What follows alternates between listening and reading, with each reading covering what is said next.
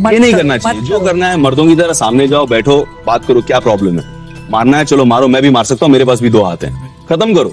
Jail में इसलिए है कि यहाँ पे एक गन्स रखी थी अपने पास, और शाहरुख खान का बेटा भी आप जेल में रह के आया क्योंकि वो ड्रग लेता था।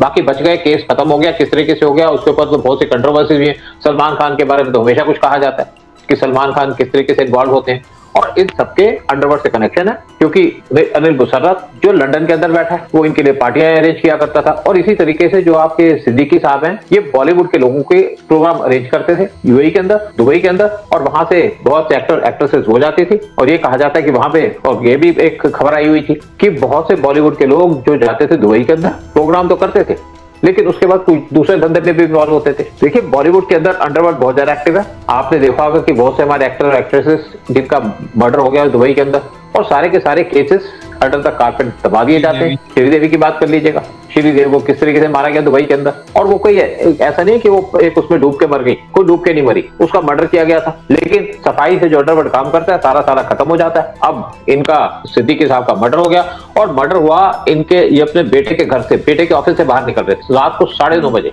और कहते हैं इनको बाई सिक्योरिटी दी गई थी। सिक्योरिटी इनको दी गई थी, लेकिन सिक्योरिटी क्या करेगी? जब बाई सिक्योरिटी मिलती है तो वो तो आपकी गाड़ी में बैठ के जाएगी, तो अपनी गाड़ी तो उनके पास है नहीं कोई। तो जब सुशांत सिंह राजपूत को मारा गया था तो आपने तो कोई बात नहीं की थी, उसको भी कहने ट्रेस करना चाहिए था, लेकिन वहां पे कह दिया इसने सुसाइड किया। सुसाइड क्यों करेगा आदमी? बाबा सिद्दीकी की हत्या के बाद बॉलीवुड के अंदर सन्नाटा छाया हुआ है, और खान परिवार के अंदर डर का माहौल है। ये माहौल ऐसे ही नहीं बना हुआ, बल्कि ये खान परिवार और बॉलीवुड जानता है कि जिससे इस बार हमारा पाला पड़ा है वो रावण है। वो एक ऐसा रावण है जो एक बार में ही सभी को निगल सकता है। ये वही बॉलीवुड है, ये वही खान परिवार है जो अपनी धाक सभी लोगों पर जमाया करता था और अपने आगे किसी को भी नहीं समझता था। आज वही बॉलीवुड और खान परिवार पूरे तरीके से थर्रा चुका है, पूरे तरीके से डर के माहौल में जी रहा है। और इसके साथ साथ बाबा सिद्दीकी के बेटे जीशान सिद्दीकी की भी हालत पतली हो चुकी है। जीशान सिद्दीकी ने सबसे पहले तो यह बताया है कि सलमान खान मेरे पिता बाबा सिद्दीकी की हत्या के बाद से काफी परेशान हो चुके हैं। वो मुझे रोज फोन करके ये तो पूछते हैं कि मेरा हालचाल कैसा है, लेकिन ये भी बताते हैं कि मुझे रात भर पूरे तरीके से नींद नहीं आती है, मुझे बेचैनी रहती है, मुझे डर लगा रहता है और मैं बहुत ज्यादा परेशान हूं। यानी कि आप समझ सकते हैं कि लॉरेंस बिश्नोई गैंग की तरफ से जो धमकियां दी जा रही हैं उसका कितना बुरा हाल मचा हुआ है इस बॉलीवुड के अंदर। बात सिर्फ यही तक नहीं है, सोहेल खान और अरबाज खान और यहां तक कि सोहेल खान की पत्नी सीमा सजदे जो कि पूर्व में रह चुकी है, उसके अंदर भी डर बना हुआ है। सोहेल खान की पूर्व पत्नी सीमा सजदे ने यह कहा है कि जब से खान परिवार को धमकियां मिल रही है मुझे अपने बच्चों की भी चिंता होने लगी है और खान परिवार की भी। मैं हर वक्त पूरे तरीके से डरी हुई रहती हूं और ना जाने कब कौन सी धमकी आ जाती है और उसके बाद मैं बेचैन हो जाती हूं। सलमान खान की वजह से पूरा परिवार दहशत के अंदर जी रहा है।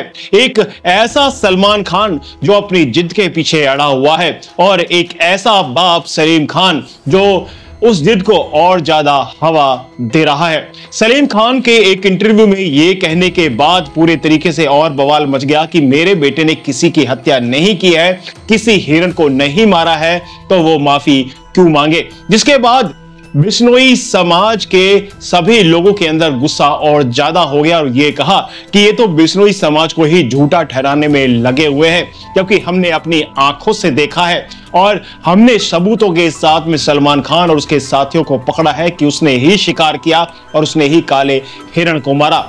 बाबा सिद्दीकी की हत्या के बाद अगर बात करें तो काफी सारे धुरंधर बदमाश भी सामने आए जिन्होंने ये कहा कि लॉरेंस बिश्नोई और लॉरेंस गैंग को हम एक तरफ से साफ कर देंगे, लेकिन आज वही बदमाश और धुरंधर पूरे तरीके से भीगी बिल्ली बनते हुए दिख रहे हैं, जिनमें से एक था पप्पू यादव। पप्पू यादव ने बाबा सिद्दीकी की हत्या के बाद यह कहा था कि 24 घंटे का मुझे समय दे दो, लॉरेंस बिश्नोई और उसकी पूरी गैंग को एक तरफ से साफ कर दिया जाएगा।